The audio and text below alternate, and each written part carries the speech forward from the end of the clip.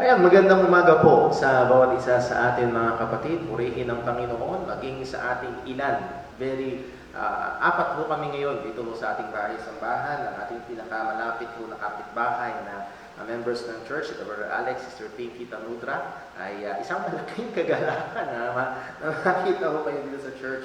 And salamat sa Panginoon, under GCQ ay pwede ang ilan-ilan. And rest assured, we are observing social distancing at naghahanda ang ating home church para sa mga kailangan ng pag-iingat. Meron na tayong thermometer gun, maglalagay tayo ng foot disinfectant dun sa labas, alcohol, yung ating washing area, so lahat ng yan.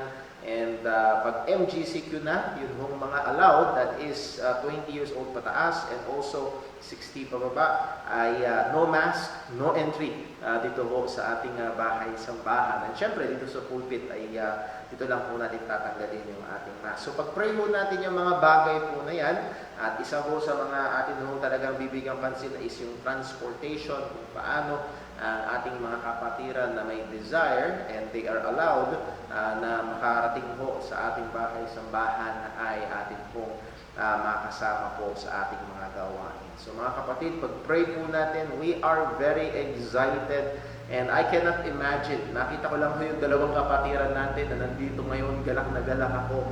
Paano pa kung may iba nating mga kapatiran ay magkakasama na? So purihin ang Panginoon. And tayo po ay magdadako sa ating pagsamba. Pero bago yun, ilang mga announcements. Mga kapatid, pag-pray natin si Sister Jinjin on June 10 ay siya muling sasalang sa chemotherapy. I praise God sa ilang mga kapatiran na tumugon sa ating panawagan na maging channel of blessing para sa kanya. Pero as of now, ay may kakulangan pa rin. Yung nabanggit natin nung minsang time in the word natin, kailangan nilang 2,000 pesos para dun sa gamot, yung kaisa-isang gamot na kulang upang matuloy yung kanyang chemotherapy. Ngayon ho ay 50% ay meron na ho tayong ilang kapatiran na nagkaloob. So kung kayo ho ay nais maging channel of blessing para sa ating kapatid na ito, please do contact me para ho kung kailangan nyo ng informasyon, and also ay ipag-pray po natin siya. Maging iba nating mga kapatiran na dumadaan sa matinding mga pangangailangan, karamdaman, lagi nating ilapit sa Panginoon ang ating gobyerno, ang ating Pangulo, ang mga desisyon na kanilang gagawin, and then also ang ating mga health workers, wag mo nating kakalimutan. At mga kapatid, muli bilang inyong pastor, ako po ay very much excited na kaya tayo po magkasama-sama, and also yung ating mga ministries, itong nakaraang mga buwan, halos 3 buwan na tayong under quarantine at hindi nagkakasama-sama. Meron po tayo ilang mga bagay na pinag-aaralan at maging sa ilang mga ministries natin ay tingin ko magkakaroon ng ilang pagbabago. Isa po ay yung ating online ministry. Nasimulan natin, dala ng pangangailangan, pero yung ating live streaming ng pagsamba, Lord willing, ay sa biyaya ng Diyos, pagsusumikapan natin, ayan ay tuloy-tuloy. Yung ating time in the Word, yan po ay tuloy-tuloy.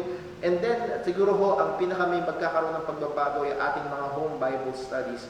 At tingin ko po ay marapat, matutukan ko po ang bawat pamilya sa ating home iglesia, sapagkat akin pong napag-alaman na meron pong mga families sa ating church na many years na umaattend sa church, pero some of the family members are estranged from the gospel. Ibig sabihin, malabo pa rin ang ebanghelyo, malabo pa rin ang kaligtasan sa kanila.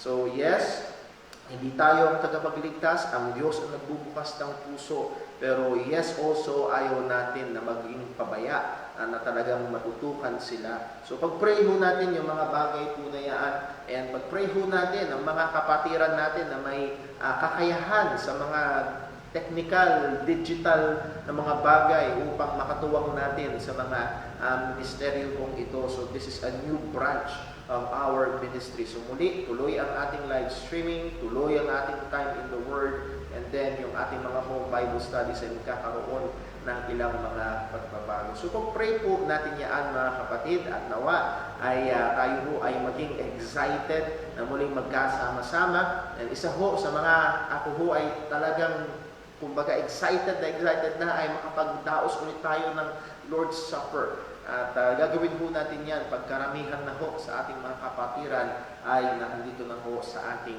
bahay-sambahan. Dahil yun ang utos ng salita ng Diyos, when ye come together. Ano ho? So, hindi natin gagawin yung katulad ng iba na hiwa-hiwalay sila sa mga bahay-bahay and online yung kanilang Lord's Supper. No? Paulit-ulit sa Bible, when we come together. So let us wait. We can come together and do the Lord's Supper. At nawa ay tayo po ay patuloy na biyayaan ng Panginoon sa mga bagay po. So those are our announcements. Meron tayong mga kapatira na nagdiwang ng kaarawan ng karaan. Happy birthday po, belated sa inyo. And also, kung meron hong magdiriwang ngayong linggo, Brother Lloyd James Sanico ay nagdiriwang ng kaarawan habang naka-quarantine sa barko. Siya pa rin ay nasa Miami, Florida. Brother Lloyd Jim, I know you are watching our live streaming. So pag-pray po natin ang ating kapatid na ito na makauwi agad at makasama ang kanyang pamilya. So those are our announcements at mga pagbati. Tayo po ay dadako sa ating gawain ng pagsamba. At yung muling pinapaalalahanan ng ating mga kapatiran, do marami ho sa inyo ang nasa bahay-bahay, ay inyong ihanda ang inyong puso't isipan. Hanggat maaari, kung mayroong mga distraction sa inyong paligid, ay inyong iwasan. Ang mga bata, gusto kong i-encourage ang mga magulang, ang mga bata ay inyong bantayan. Ipaalala nyo sa kanila na ito ho ay gawain ng pagsamba at dapat ay masanay sila ng walang kalikutan. Upang pagdating dito sa sambahan, ay alam nila, ito yung pagsamba at hindi dapat at tayo po ay dadako sa sandali ng katahimikan at ito po ay para hingin natin ang tulong ng Diyos at tayo po ay maghanda sa ating paglapit sa Kanya sa pagsamba.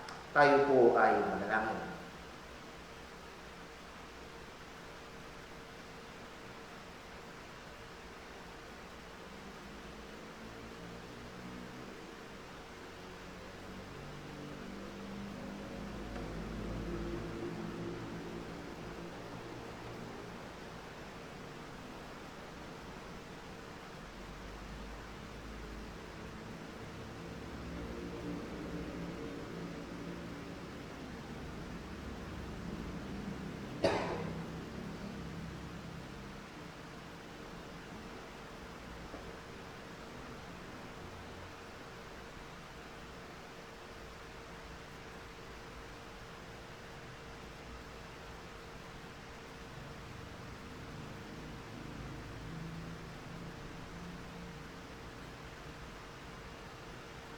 Let's pray. O aming amang Diyos, dakila at banal, Ikaw ang soberanong Diyos. Ikaw, Panginoon, ang kaisa-isang Diyos at walang iba. Ikaw ang may lalang ng lahat ng bagay. Ikaw ang may hawak sa lahat ng bagay. At maging ang mga tao at lahat ng iyong nilalang ay nasa iyong mga kamay. Ama, salamat po. Salamat po sapagkat kami ay nagising dahil sa iyong sustento ng iyong biyaya. Salamat po dahil kami ay may kalakasan pa rin hanggang ngayon. Salamat po, Panginoon, na meron pa rin kaming kalayaan na Ikaw ay sambahin do sa pagkakataong ito ay hindi kami sama-sama. Salamat po, Panginoon, na Ikaw, O Diyos, ay patuloy na nagiging tapat sa iyong mga pangako, sa iyong probisyon sa aming mga pangangailangan. At kailanman, Panginoon, ay magbago man ang mga pangyayari sa aming paligid, magbago man ang aming sitwasyon sa aming mga sariling buhay, alam namin, O Diyos, na Ikaw ay isang Diyos na hindi nagbabago. Salamat po, Panginoon, lalo higit sa dakilang kaligtasan na meron kami, dahil sa aming Panginoong Hesus. At ngayong Panginoong unang araw ng linggo ay inaalaala namin at pinagdiriwang namin at bilang mga mananampalataya ni Kristo ay aming ipinahahayag ang pananampalataya at pagtitiwala namin sa Kanya dahil sa unang araw ng linggo siya'y muling nabuhay. Salamat, O Diyos, sa katotohanan ito na kami ay ligtas dahil kay Kristo. At Panginoon, aming dalangin sa gawain namin ngayon, Ikaw po nawa ang mangusap, Ikaw po nawa ang magturo, maging sa mga kapatiran at maging sa mga kaibigan na nakatutok sa kanilang mga tahanan. O Panginoon, alam namin na ang iyong kapangyarihan ay hindi limitado. Ang iyong pagkilos, O Banal na Espiritu, Ikaw ay parang hangin na pwedeng umihip sa kahit anong sandali, sa kahit saang lugar. At pwede mong gamitin ang mga ganitong kaparaanan upang magligtas. Aming lahat na ito ay hinihiling, hindi dahil kami ay karapat-dapat, kundi dahil Ikaw, O Diyos, ay karapat-dapat. At hinihiling namin ito sa pamamagitan ng aming Panginoong Hesukristo. Lord, saliksikin mo kami. Anumang kasalanan, anumang pagkukulang, anumang paglabag sa iyong mga kautusan, ito man, O Diyos, ay nagawa namin na sabi namin, O amin man lang pinag-isipan. Patawarin mo kami, Panginoon, at nawa ang aming pag-aalay sa iyong mayon ng pagsamba ay hindi maging kasuklam-suklam, kundi maging mabangong samyo sa iyong harapan. Salamat po, salamat po. At lahat ng ito ay aming dalangin sa iyo, kalakip ng aming pasalamat at papuri, sa pangalan ng aming Panginoong Hesukristo. Amen. Tayo po'y umawit sa Panginoon.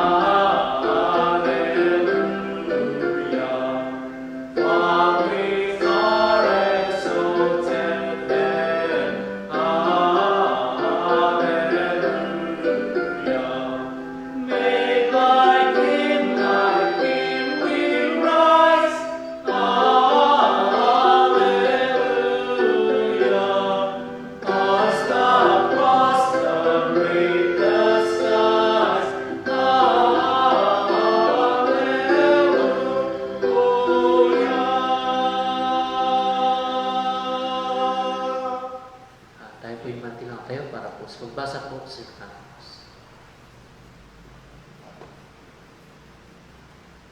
Para po sa ating sabayang pagbasa ng salita ng Panginoon, buksan natin ang ating mga Biblia sa aklat po ng mga awit. Sa aklat ng mga awit, Psalm 62. Buksan po natin sa ika-62 awit, Psalm 62, at tatapusin natin ito mula sa verse 7 hanggang verse 12. Psalm 62, verses 7 to 12. And I hope, maging ang ating mga kapatiran na sa mga bahay-bahay, ay kasama namin kayo sa pagbasa ng salita ng Panginoon. Psalm 62, verse 7. Kung inyo nakita, sabay-sabay po nating basahin. Ready, read. In God is my salvation and my glory, the rock of my strength, and my refuge is in God. Trust in Him at all times, ye people. Pour out your heart before Him. God is a refuge for us. Surely men of low degree are vanity, and men of high degree are a lie. To be laid in the balance, they are altogether lighter than vanity. Trust not in oppression, and become not vain in robbery. If riches increase, set not your heart upon them. God hath spoken once, twice have I heard this, that power belongeth unto God. Also unto thee, O Lord, belongeth mercy, for thou renderest to every man according to his work. Pagpalain po ng Diyos ang pagkabasa ng kanyang mga salita, tayo po ay muling manalangin. O Panginoon, muli aming nabasa ang isang napakagandang katotohanan. Power belongeth to you. Nasa iyo ang kapangyarihan. Nasa iyo ang otoridad. Ikaw ang Diyos na soberano. At sangayon sa iyong salita, ginagawa mo ang sangayon sa iyong kalooban sa lahat ng nasa langit at sa lahat ng nasa lupa, at walang makakapagsabi sa iyo kung ano ang iyong dapat gawin. Ikaw ang soberanong Diyos. Walang makakapigil sa iyong mga kamay. Ikaw ang soberanong Panginoon, ang iyong tinadhana, ang iyong pinlano ay siyang mangyayari. At ito ang pinakamabuti. At dalangin ko po, sa maraming pagkakataon na maaaring hindi namin maunawaan at hindi maabot ng aming kaalaman ang mga bagay na nangyayari sa aming paligid, tulungan mo kaming magtiwala sa iyo na ikaw ang Diyos na matuwid, at kagaya rin muli ng aming nabasa, nasa iyo ang kahabagan. Panginoon, salamat po. Salamat po at nagdalang habag ka sa amin.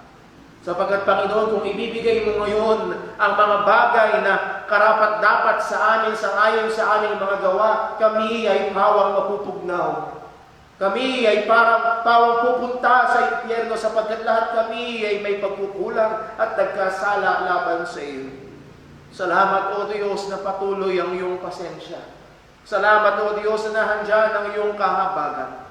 At Panginoon, kagaya ng sinabi muli sa iyong salita, nawa, huwag naming balawalain ang kabutihan mo, at ito ang magtulak sa amin sa pagsisisi at tunay na sampalatayanan si Kristo sa ikaliligtas. Panginoon, maaari ngayong sandaling ito, may nanonood ngayon na hindi pa tunay na mananampalataya. O Panginoon, merong mga kabataan dito sa aming iglesia na hindi pa tunay na mananampalataya. Ligtas ang aming katampatang pagsamba. Panginoon, sa pangangaral ng iyong salita, gamitin mo itong mainam. Gamitin mo itong makapangyarihan. Mahabag ka po sa iyong abang lingkod na iyong gagamitin upang mahiyag ang iyong katotohanan. Sino ang sapat para sa bagay na ito? Liban na ikaw, Panginoon, ang gumabay, liban na ikaw ang magbigay ng kapangyarihan, walang mangyayari.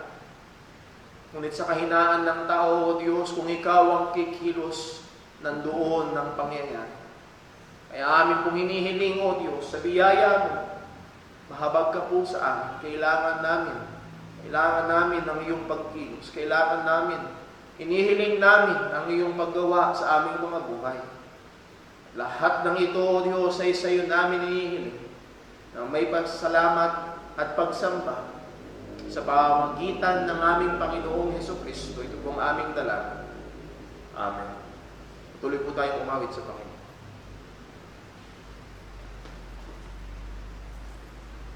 Tayo po rin tumawag sa Panginoon. Buksan po natin ating mga hymn na song number 101. Song number 101.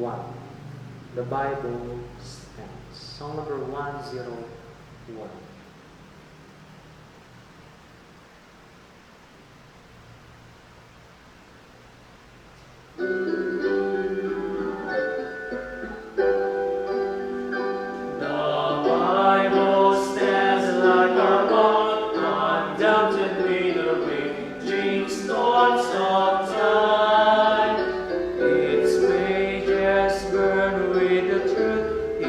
Eternal and they glow in a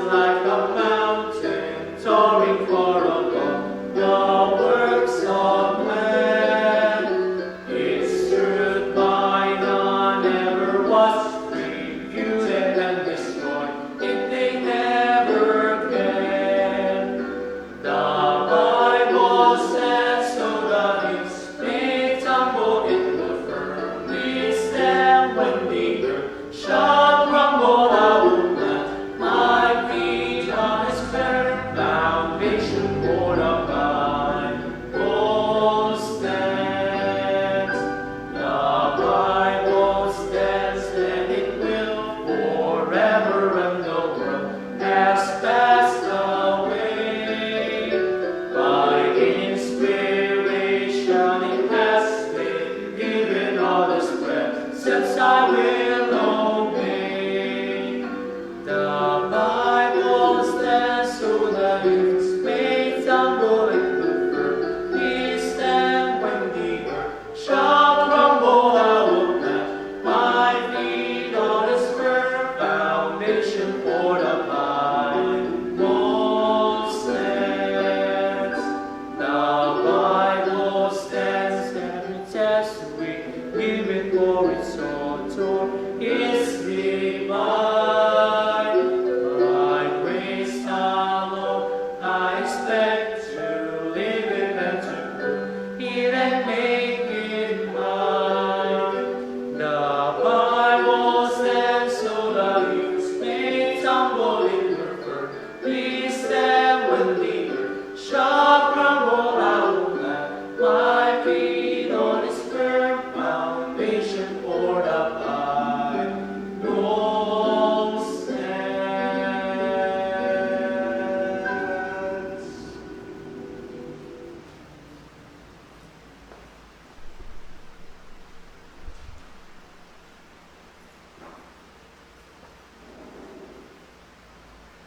Amen. Purihin po ang Panginoon. At tayo dumako sa ating pag-aaral ng salita ng Panginoon. And mind you, muli, mga kapatid, pag tayo ho ay nagkaroon na muli ng ating pagsasama-sama sa ating pong gawain, Lord willing, come June 21, ay magbabalik po ang ating pong gawain sa ating regular na schedule, 8:30 ng umaga, ang ating Sunday School. Siguro mas magiging mabilis lang yung ating pagtapos dahil hindi na ho pinapayuhan na magkaroon pa tayo ng merienda time. Ano ho? So, kung sakali man, ay ipopost ho natin yung mga paalala sa ating pong Facebook page. Pero para lang po ano natin paghandaan, magbaon na ho kayo ng inyong mga tubig, magbaon kayo ng inyong mga merienda, maging sa mga bata, at magiging mabilis yung ating pong gawain, or medyo mas mabilis ng kaunti. We will try to limit yung ating interaction, maintaining physical distancing, at again, yung mga pag-iingat po natin ay ilalagay po natin. And speaking of that, marami hong mga churches ngayon ay very much excited sa parating na MGCQ, sapagkat sa wakas ay marami na sa mga kapatiran na maaari pumunta sa church at makasama sa pagsamba. Tayo ho mismo, kagaya na nasabi ko ho kanina, ay nahandoon ng excitement at nahando na rin yung ating hong paghahanda at gumagawa tayo ng mga praktikal na hakbang upang maingatan natin ang bawat mga kapatiran pag tayo ho ay maaari ng mag-gather together to worship our God. Naghahanda tayo ng alcohol, may bili na tayo, nakabili na tayo, at ating muling ihahanda yung ating hand washing area. Meron na tayong temperature gun. Naglalagay tayo ng disinfecting foot mat or foot disinfectant. Magkakaroon tayo ng face mask na available dito ho sa ating church. And also on the way na, at para ho, sabihin ng iba, exaggeration naman, mainam na yung maingat. Magkakaroon tayo ng face shield dito ho sa ating hong bahay sambahan. Ang pag-aayos ng ating mga silya ay i-maintain ang physical distancing. So again, we are taking practical safety steps para ho sa pag-iingat sa ating hong mga kapatiran. Hindi natin ginagawa na manalangin sa Diyos, and then ang Diyos na ang bahalang mag-ingat sa atin, tapos wala tayong gagawin. Yes, dumadalangin tayo sa Diyos at gagawin natin ang mga pag-iingat na kailangan nating gawin. Sapagkat manalangin tayo sa Panginoon na wala tayong gagawin, that's not faith, that is foolishness sang-ayon sa salita ng Diyos. Proverbs 21 verse 31, ang sabi, the horse is prepared against the day of battle, but safety is of the Lord. Yes, ang ating safety ay nasa Diyos, pero mapansin nyo doon sa talata, inihanda pa rin ang kabayo sa labanan. So, ang Diyos naman ang nagpapasafe sa atin, ang nag-iingat sa atin, baliwalay na natin ang kabayo, hindi mo yun. So, gagawin natin ang pagtitiwala sa Diyos, gagawin natin ang pananalangin sa Panginoon, at titake din natin ang mga practical steps para mapag-ingatan ho natin ang bawat isa. At mga kapatid, nais kong sabihin, hindi lamang ho sa paghahanda yun sa ating pagsasama-sama muli sa pagsamba, kung hindi ito ay totoo din sa ating buhay bilang Kristiyano. Anong ibig kong sabihin? Sa ating buhay bilang Kristiyano, may mga praktikal na hakbang na kailangan nating gawin upang tayo ay lumago sa kabanalan. May mga praktikal na gawain na kailangan nating i-engage ang ating mga sarili upang tayo ay lalong lumago sa pananampalataya at maging kawangis palalo ng ating Panginoong Jesucristo. Now, nais ko lang hong liwanagin. I say, in the Christian life, not in becoming a Christian. Nasabi ho natin, may mga hakbang tayong kailangan gawin bilang Kristiyano, hindi para maging Kristiyano. Dahil para maging Kristiyano, wala tayong kayang gawin. Ang sabi ho ng Titus chapter 3 verse 5, not by works of righteousness which we have done, but according to His mercy, He saved us by the washing of regeneration and renewing of the Holy Ghost. So malinaw ang sabi ng salita ng Panginoon, salvation is not by righteousness that we have done. Ang kaligtasan ay hindi nakasalalay sa ating ginagawa. Ang kaligtasan ay hindi nakabase sa ating katuwiran, kundi nakabase sa habag ng Diyos, nakabase sa biyaya ng Panginoon. At yun din ang malinaw na sinabi. At alam natin ang talata sa Ephesians chapter 2, verse 8 hanggang sumusunod. Ito po ang sabi, for by grace are ye saved. How are we saved? By grace. Not by works, not by membership, by grace. And how is this grace applied to us? Through faith. Sa pamamagitan ng pananampalataya, and that not of yourselves. Itong biyayang ito, itong pananampalatayang ito, hindi sa ating mga sarili. This is the gift of God. It is the gift of God. Ito'y bigay ng Diyos. Not of works, malinaw na malinaw. Not of works, lest any man should boast. Kailangan mong pumikit para hindi makita. Kailangan mong gupitin ng Biblia para mawala. Malinaw ang mensahe. It is not of works. Becoming a Christian, becoming a child of God is not by works. Pero pag tayo ay Kristiyano na at ibubuhay na natin ang buhay bilang mga anak ng Diyos, we need works. We need to work. We have to do some practical steps in living out our Christian life. At ituloy natin ang basa sa Ephesians chapter 2. Ang sabi sa verse 9, kung paanong sinabing, not of works, lest any man should boast. Ang sabi sa verse 10, for we are His workmanship, created in Christ Jesus unto good works. We are not saved by good works, but we are saved to do good works. At alam naman po natin muli na kahit mismo yung ating pagkilos, kahit mismo yung ating paggawa, kahit mismo yung pag-exert natin ng effort sa buhay Kristiyano, ay galing pa rin sa biyaya ng Panginoon. Ang sabi ni Pablo sa 1 Corinthians chapter 15 verse 10, but by the grace of God, I am what I am. And His grace which was bestowed upon me was not in vain, but what? I labored more abundantly than they all. Oh, mga kapatid, itong mga salita na kumakalat sa maraming mga iglesia ngayon, let go and let God know. Sabi ni Pablo, by the grace of God, that I labor.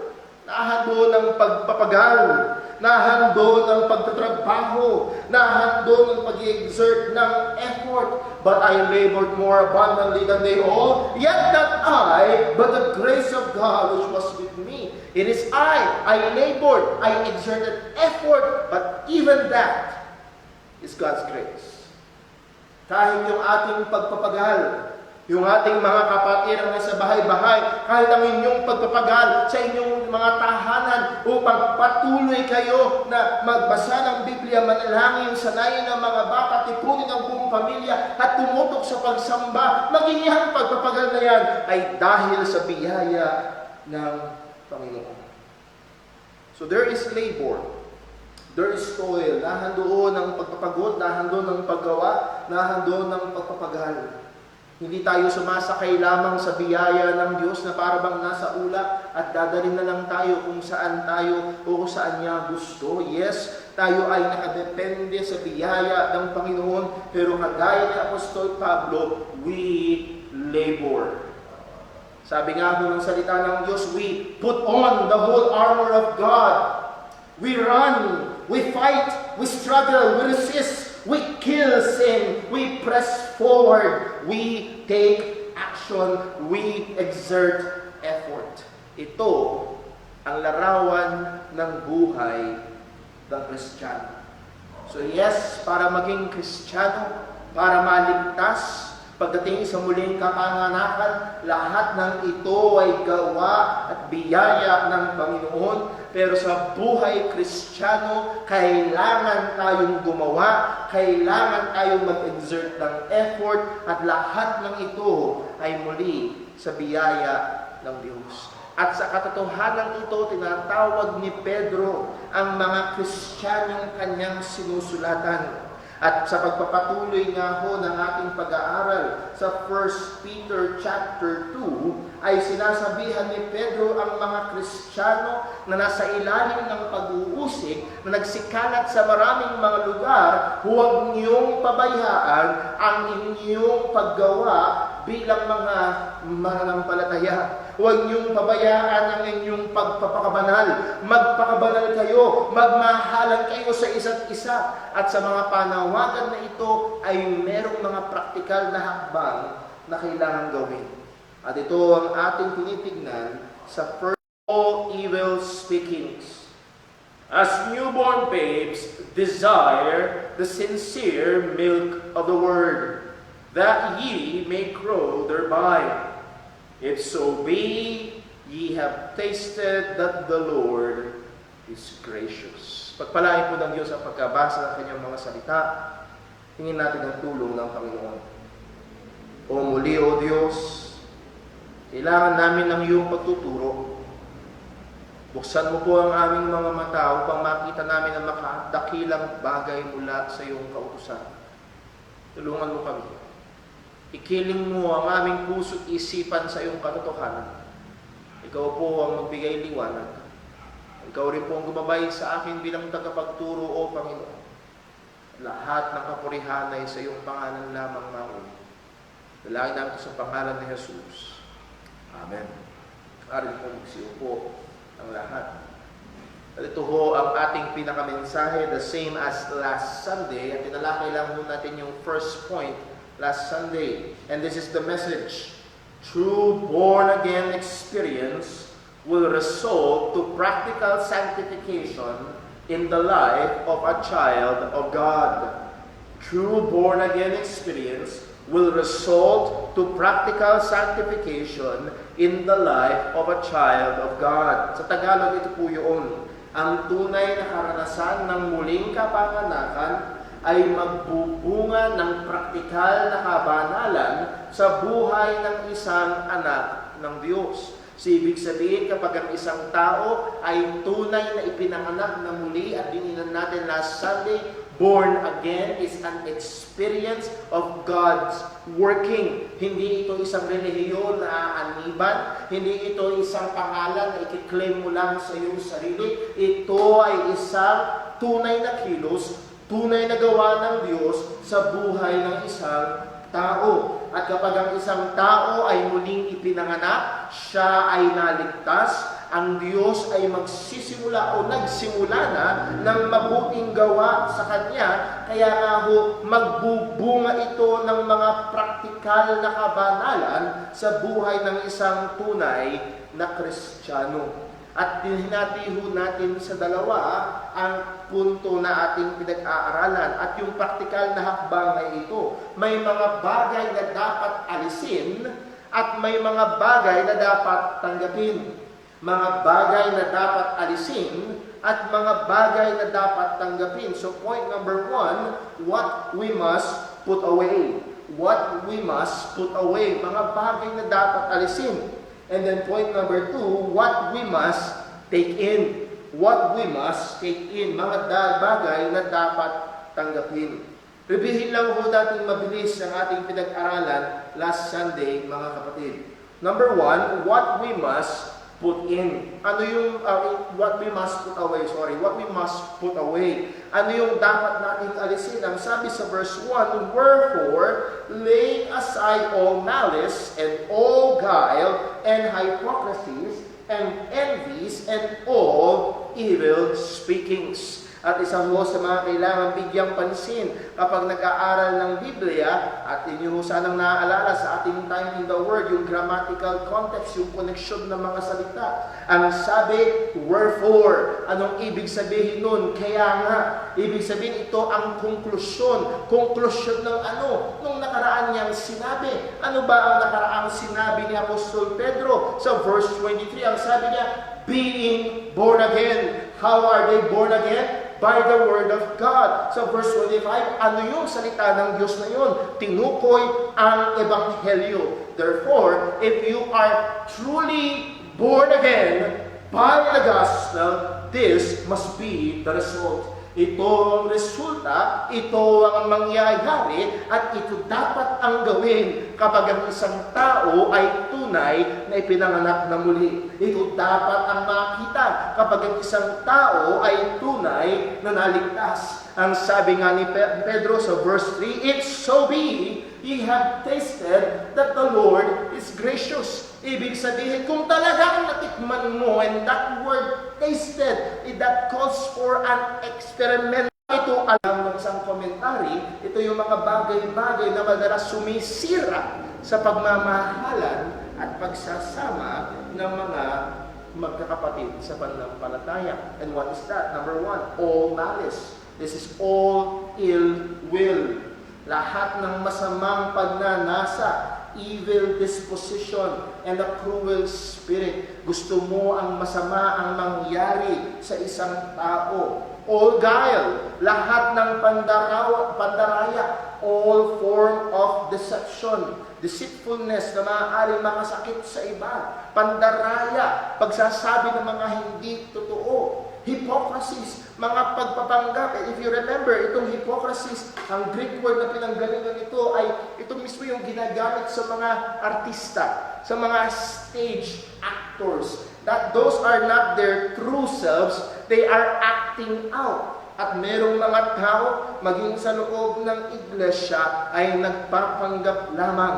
Mukhang banal, amoy Kristiyano, tunog tupa, pero kambing pala talaga. O muli, nahandoon ang hypocrisies, all envies, lahat ng pagkainggit. This is the feeling of displeasure produced by witnessing or hearing of the advantage or prosperity of others. Itong envies na ito ang masamang pakiramdam kapag nakikita mo o nababalitaan mo ang pagpunlad ng ibang mga, lalo na particularly sa kontekstong ito, ng ibang mga mananampalataya. Nakikita mo na sila'y mas ginagamit ng Diyos, nakikita mo na sila'y umuunlad sa kabanalan, nakikita mo na maaaring pinagpapala sila ng Panginoon, at imbis na magalak ka, imbis na mag-rejoice ka kasama nila, ang nangyayari, walang forever. Mabagsak din yan. Envies. And then also, isa sa mga bagay na talagang sumisira sa iglesia at sa relasyon ng mga mananampalataya, all evil speakings.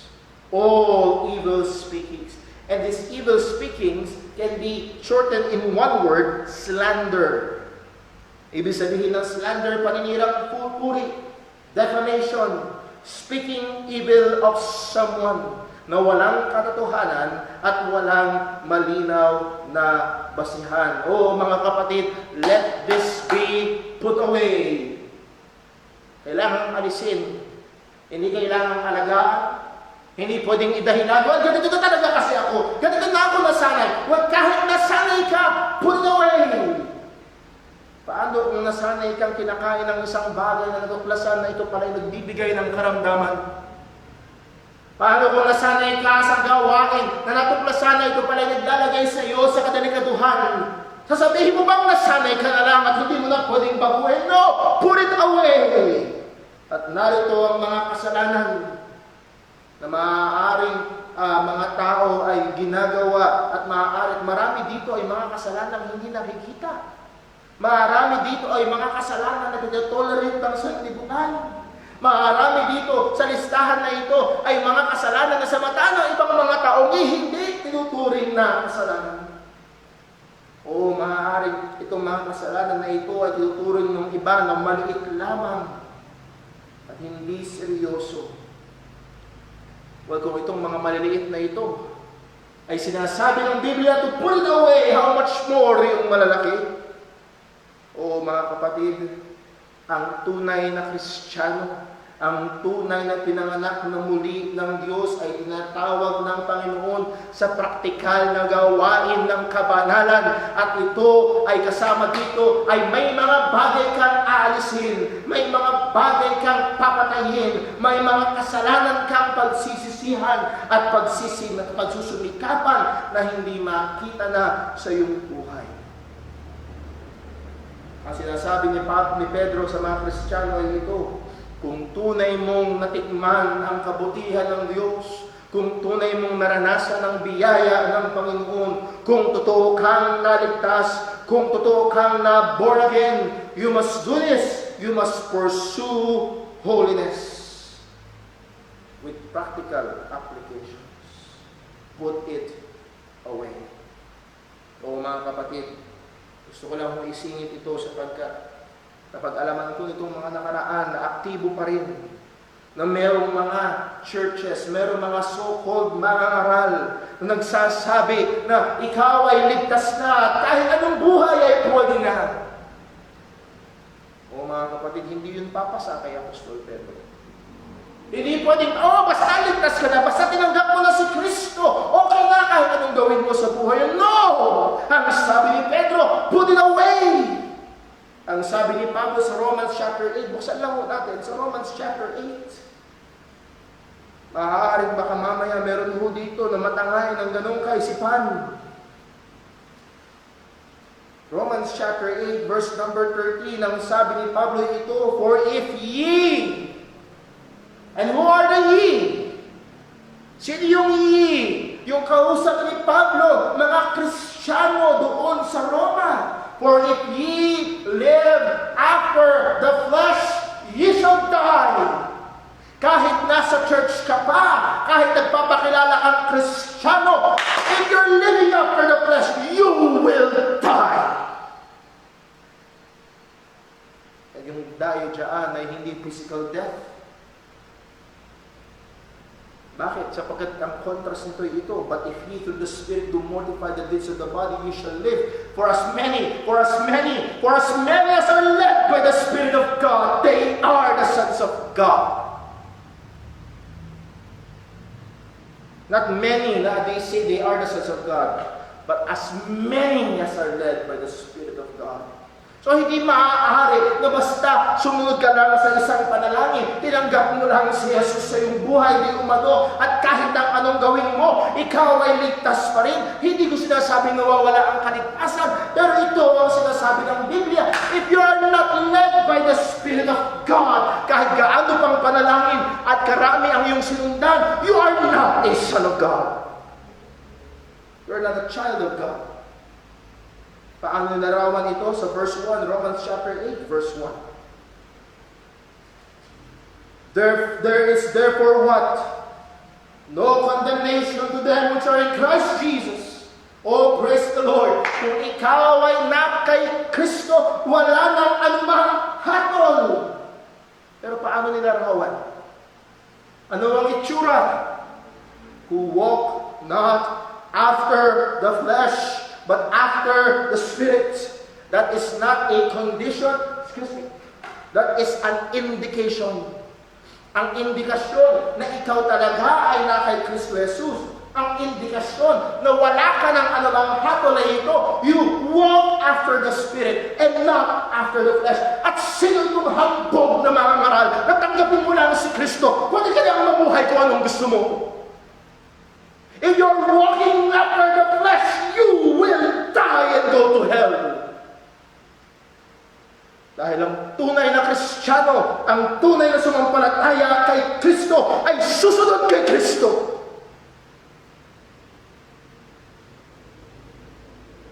1 John chapter 1, buksan po natin.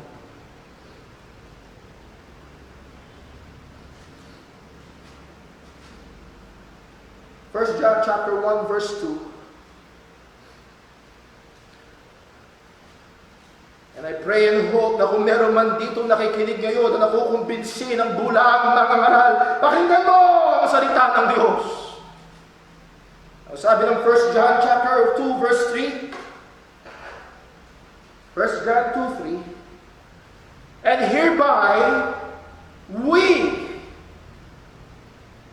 do know that we know Him. Take note of that pronoun we. Sino yung we? Even John himself. We believers.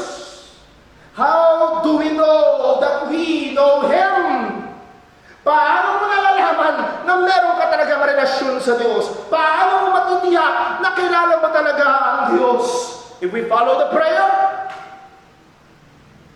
No, we know that we know Him if we keep His commandments. I am not saying that you are saved by keeping the commandments. Malinaw po na yan kanina pa. I am saying that if you're truly saved, you have a true relationship with God, you will keep His commandments. Verse 4, He that saith, I know Him, he that even follow hundreds of sinners pray, and keepeth not His commandments, is a liar. Kahit gaanong karaming beses pa niyang sabihin na siya'y sumasampalataya, if he is not keeping His commandments, the truth is not in him. He is a liar. Hindi siya totoong mananampalataya. Hindi totoo ang pagtanggap niya kay Kristo. Ang tunay na mananampalataya, makikita sa buhay, may mangyayari. Kaya ito ang sinasabi ni Pedro sa mga Kristiyano. Kung tunay kang na born again, put away. Put away the works of the flesh. Put away. Put away sin. And in the language of Apostle Paul, not just put away, kill. Kill sin. Sabi nga ni John Owen, kill sin or sin will be killing you. Kung hindi mo pinapatay ang kasalanan, papatayin ka ng kasalanan. O muli mga kapatid, nais kong tawagin ng pansin. Kung ikaw ngayon ay nasa bahay at nakikinig ka, ikaw ay isang kabataan at nakikinig ka ngayon at maaari ilang taon ka nang dumadalo sa ating gawain at malinaw na sa iyo, alam mo ang Ebanghelyo. Pero let me ask you, do you really believe? At kung sinasabi mo, I believe, I know Him, are you keeping His commandments? Are you a disciple of Christ? May nakikita ka bang ebidensya na ang Diyos ay gumagawa sa iyong buhay? Ni mahal mo man lang ba ang Diyos? Kung wala kang pagmamahal sa Diyos, delikado ka. Ang sabi ng salita ng Panginoon, buksan po natin. Kung tama ang alala ko sa 1 Corinthians. Tama, 1 Corinthians chapter 16, verse 22. 1 Corinthians chapter 16, verse number 22.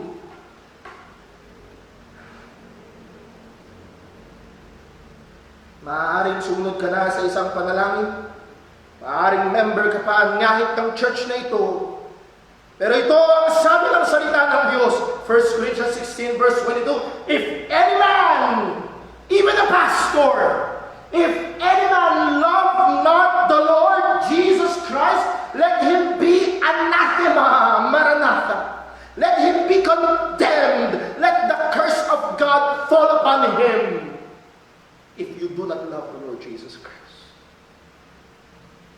Dahil kung tunay kang ligtas, mamahalin, to them that believe, He is precious. So if Christ is not precious to you, then you do not believe. You have religion, you have knowledge, but you do not believe.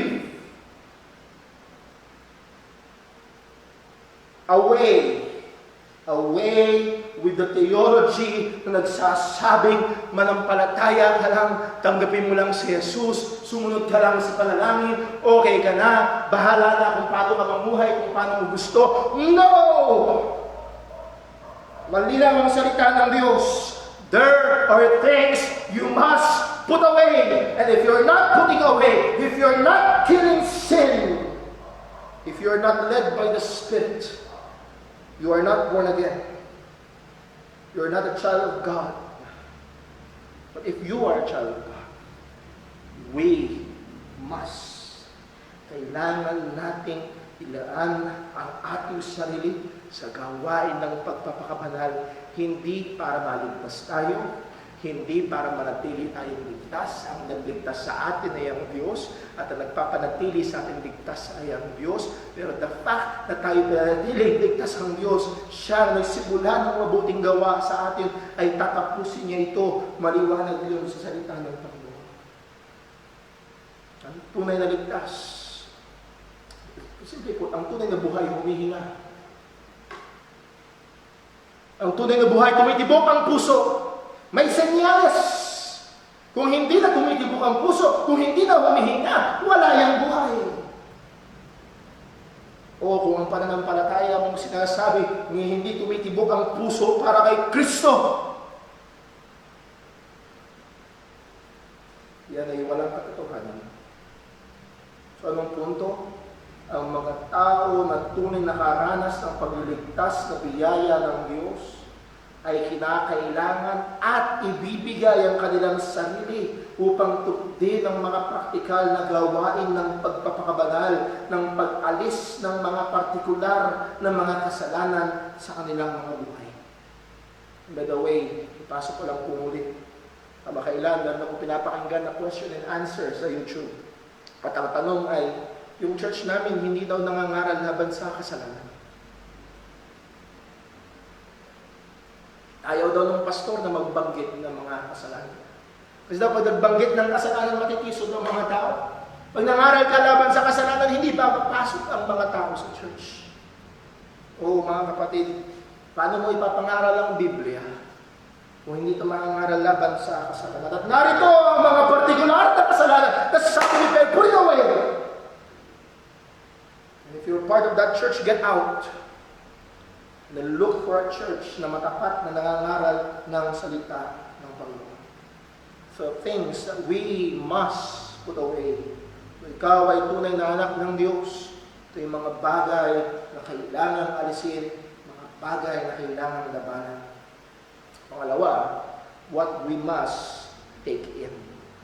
What we must take in. So may mga bagay tayo kailangan ialis, ilayo, patayin, pagsisihan, at may mga bagay na kailangan tayong ipasok pa.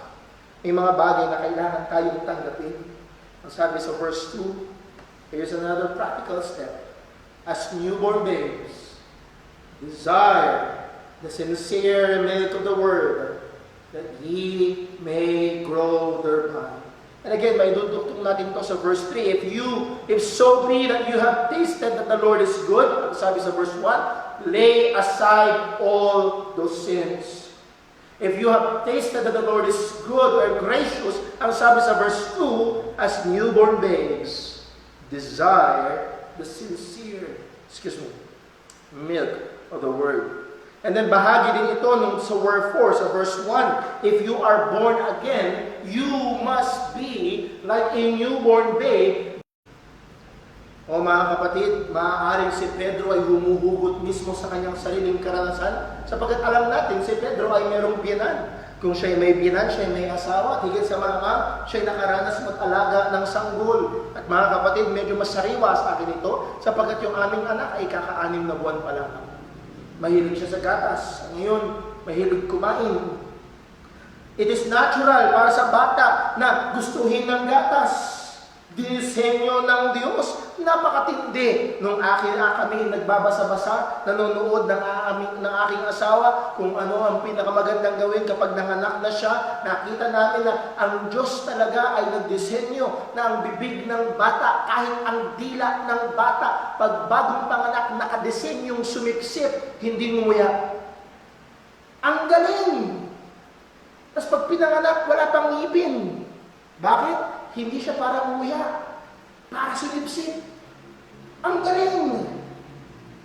So, muli, mula sa disenyo ng Panginoon, natural sa bata na gustuhin ang gatas. Ang appetite ng bata sa gatas ay matindi.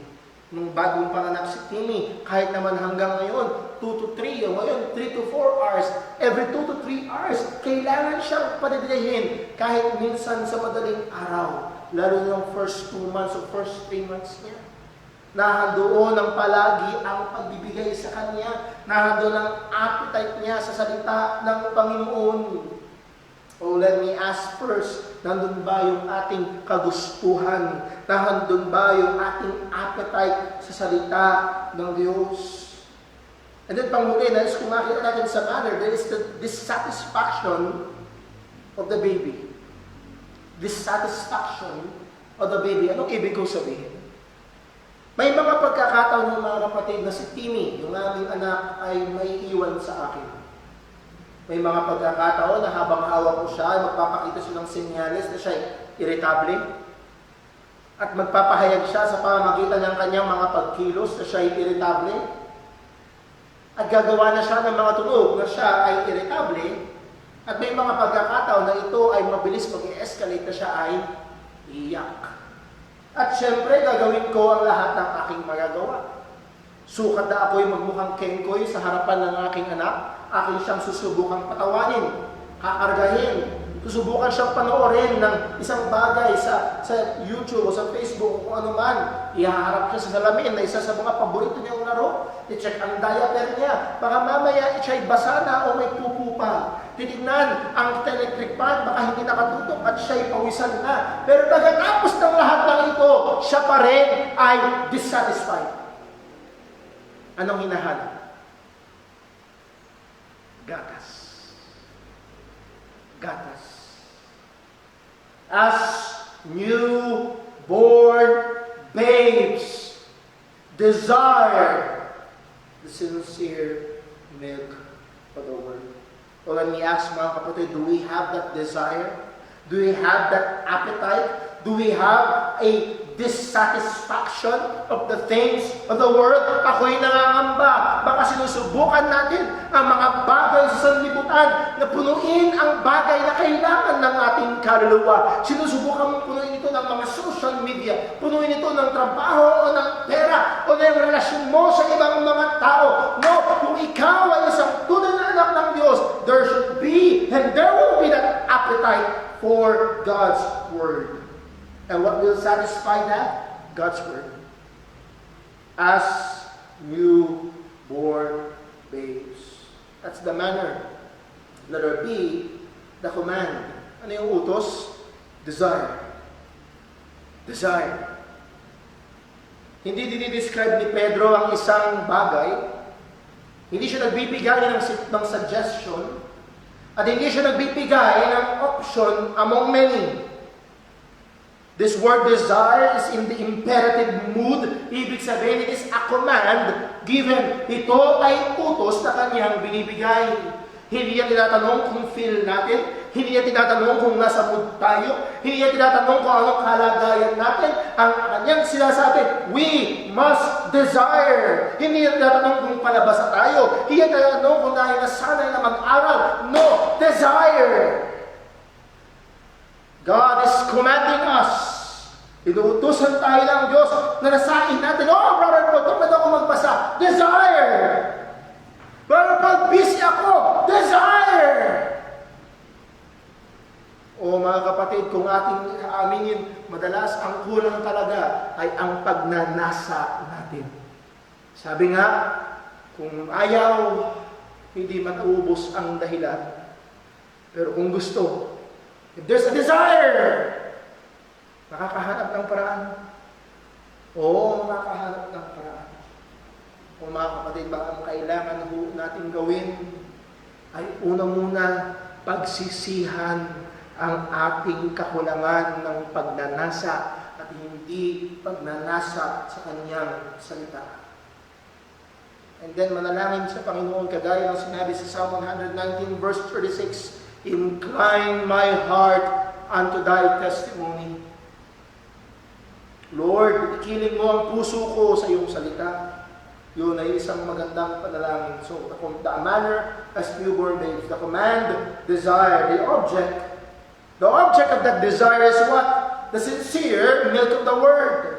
The word sincere, adolos in Greek, ibig sabihin, unadulterated, no deceit, ibig sabihin, pure. Ibig sabihin ba ay merong impure? Merong insincere? Yes. Ang sabi ni Pablo sa 2 Corinthians 2 verse 17, For we are not as many which corrupt the word of God.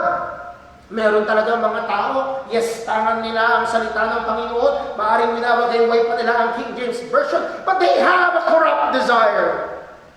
They corrupt the Word of God. They peddle the Word of God. They use the Word of God for their own gain. Meron bang impure? Meron bang insincere? Yes. Pag-aralan mo natin sa ating time in the Word, sa 2 Peter chapter 3 verse 16, na meron mga tao, they are unlearned and unstable, that they twist the Word of God. Kahit si Satanas mismo, doon kayo maniwala sa mga napapanood sa telebisyon o pamahiin ng iba na pag pinakita mo ang Biblia, kay Satanas siya'y tatakbo at kakaripas, kasasabihin niya, mas alam ko yan kaysa sa iyo. 3 talata ang kinote ni Satanas, baka mamaya ang Kristiyano nagpapakita sa kanya ng Biblia, kahit isa ay walang alam. O mga kapatid, yes, alam at kabisado ni Satanas ang Biblia, pero mali ang kanyang paggamit.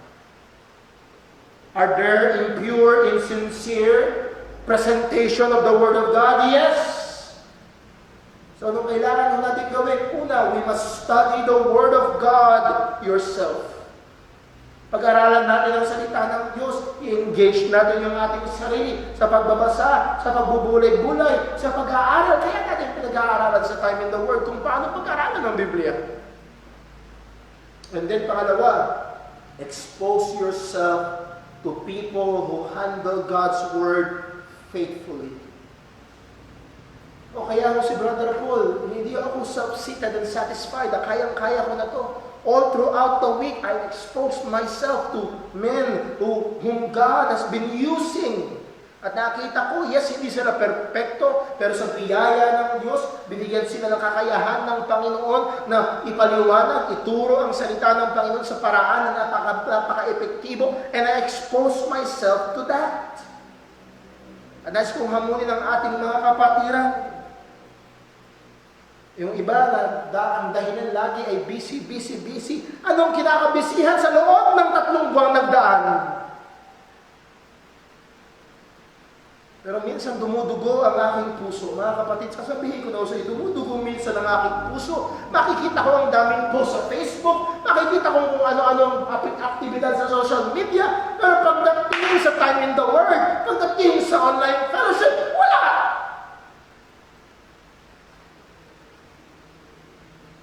O maaari ito ay nag-e-expose ng talagang problema, hindi oras ang problema.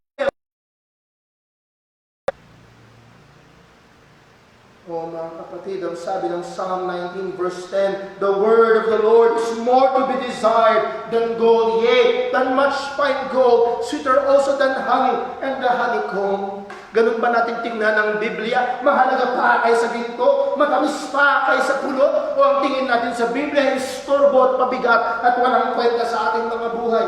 We must desire the sincere milk of the Word. And then lastly, dito tayo matatapos. The purpose, that ye may grow thereby. Now, let me just put a warning. May mga translation na mali ang pagkakasalin. Halimbawa ho, kung gamit nyo ay diglot, gamit niyo ba idiglot, Sister Pinky? Basahin niyo sa Tagalog. Basahin natin sa Tagalog. Ang sabi ito, gaya ng mga sanggol na bagong panganak ay nasain ninyo ang gatas na walang daya ukol sa Espiritu upang sa pamamagitan nito'y magsilago kayo sa... Ang sabi? Sa 1 Peter chapter 2 verse 2, sa ikaliligtas. Magsilago kayo sa ikaliligtas. Sa Good News Bible, ito ang sabi, be like newborn babies, always thirsty for the pure milk, so that by drinking it, you may grow up and be saved. Sa CEV, Contemporary English Version, be like newborn babies who are thirsty for the pure spiritual milk, that He may help, that will help you grow and be saved. Na as if ang pag-intake ng salita ng Diyos, ito ay ang magliligtas sa atin. Now, to be fair, pagdating mo sa Greek, pag binasa niyo sa Greek manuscript, nandun sa dulo yung is soterian. Yung word na soterian is from the Greek word soter, ibig sabihin Savior, soterian, salvation. At ang punto nito ay hindi maaari na sabihin ni Pedro na magsinagaw kayo sa ikaliligtas kasi ang mga kausap niya ay ligtas na. Ang mga kausap niya ay born again na. So, mas tamang pagkaunawa is soterian. Ang tamang translation is, you may grow in respect of your salvation. Sa madaling salita, sa Tagalog, ito ang mas tamang pagkakasalin upang kayo ay lumago sa inyong pagiging ligtas. Dahil kayo ay ligtas, dahil kayo ay tunay na pinanganak ng Diyos, na sa inyo walang dayang salita ng Panginoon, upang kayo ay lumago bilang mga Kristiyano, bilang mga ligtas. Anong punto?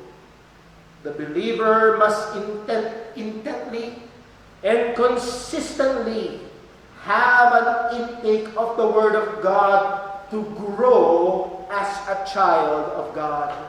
Ang isang Kristiyano o ang isang mananampalataya ay kailangan may intensyon, sinasadya, consistent, patuloy na may intake, pagtanggap ng salita ng Diyos upang siya ay lumago bilang anak ng Diyos. So itong dalawang bagay ho na ito, paano ka man tinawag ng Panginoon bilang isang businessman, bilang isang tricycle driver, labandera, housewife, engineer, doktor, ano man ang iyong kalagayan, kung talagang naranasan mo, kung talagang natikman mo ang biyaya ng Diyos, kung talagang ikaw ay naligtas, we must be doing these two practical steps. Putting away and taking in.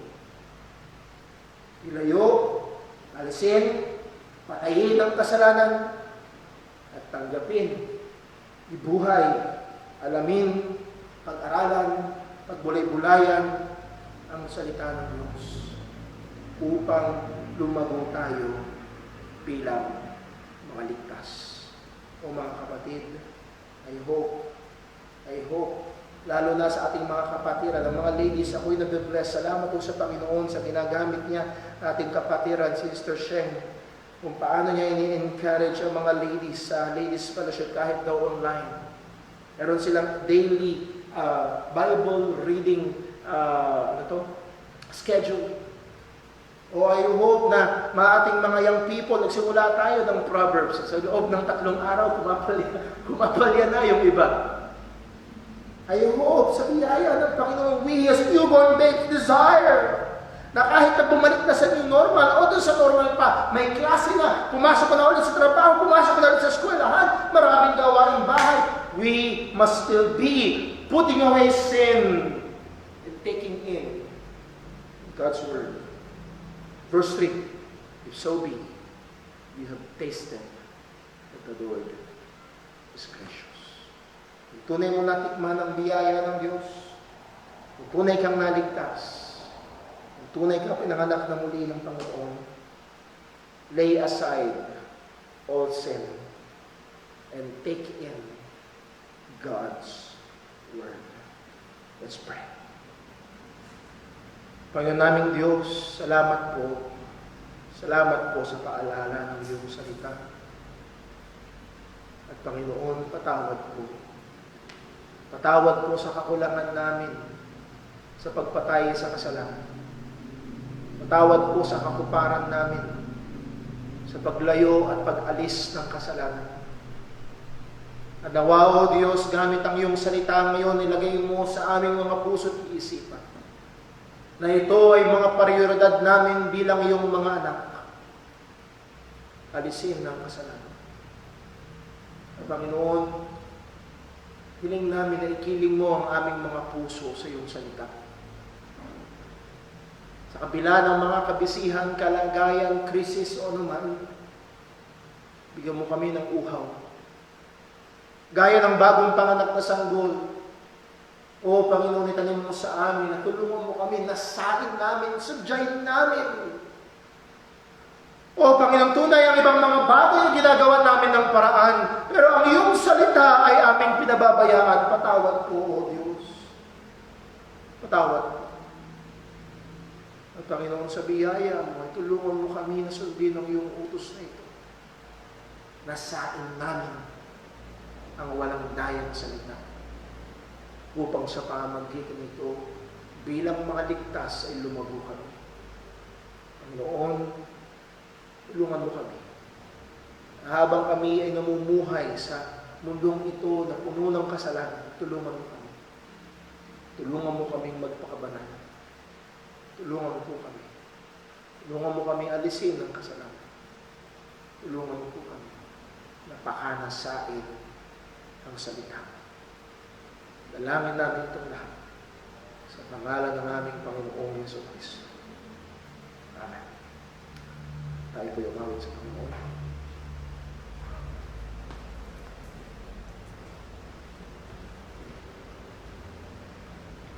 Tayo po yung mawit. Isang prat at mga himna. Song number 153. Song number 153. Glory to His name. Song number 153. First and last stanza.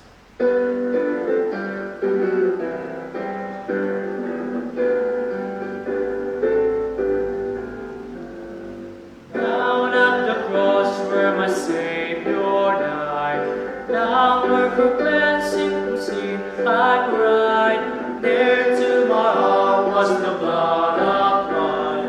Glory to His name, glory to His name, glory to His name. There to my heart was the blood applied. Glory to His name. Come to this fountain so rich and sweet. Cast out our soul at the Savior's feet. Plunge in today and be made complete. Glory to His name. Glory to His name. Glory to His name. There to my heart was the blood applied. Glory to His name. Amen. Pray po, Panginoon, mga kapatid, thank you very much sa ating ilang mga nakasama rin sa church at sa ating mga nakasama sa inyong mga tahanan. Muli ho, maraming salamat. Mamayang gabi, meron ho ulit tayong gawain at 6 p.m. We are continuing our study in 1 Peter chapter 4. So pag-pray ho natin and also wait for further announcements sa mga susunod nating gawain. At pag MGCQ na ay magbabalik ang Lord willing, magbabalik ang ating schedule sa dati. 8:30 ang ating Sunday school and then 9:45 or 9:30ish ang ating hong gawain ng pagsamba. I-maintain natin ang ating online live stream, maging yung ating time in the Word. Pagpapatuloy po yan sa biyaya ng Diyos. At nawa ay muli ho mga kapatid, kung tayo ay available na at pwede, ang ating hong kailangan gawin ay huwag natin pabayaan yung ating pagtitipon-tipon. Muli ay nawa, ingatan tayo ng Panginoon at patuloy ho tayong magpuri, pag-pray natin ng ating mga Pangulo, ang ating gobyerno, pag-pray natin ng ating mga health workers, pag-pray natin ng ating mga kapatiran, and let me again encourage if God has blessed you at meron tayong kakayahan. Ang sabi ng salita ng Diyos, let us do good unto all men, especially unto those who are of the household of faith. Ang ating kapatid na Sister Jinjin ay nangangailangan, and we can be a channel of blessing to her. Ay gusto ko kayo encourage. Muli mga kapatid, God bless. I miss you all. I love you all. At sa mga narito, Brother Gab, Brother Alex, kay Sister Pinky, God bless po. Thank you po sa inyong presensya. Ingat po tayo lahat. God bless po.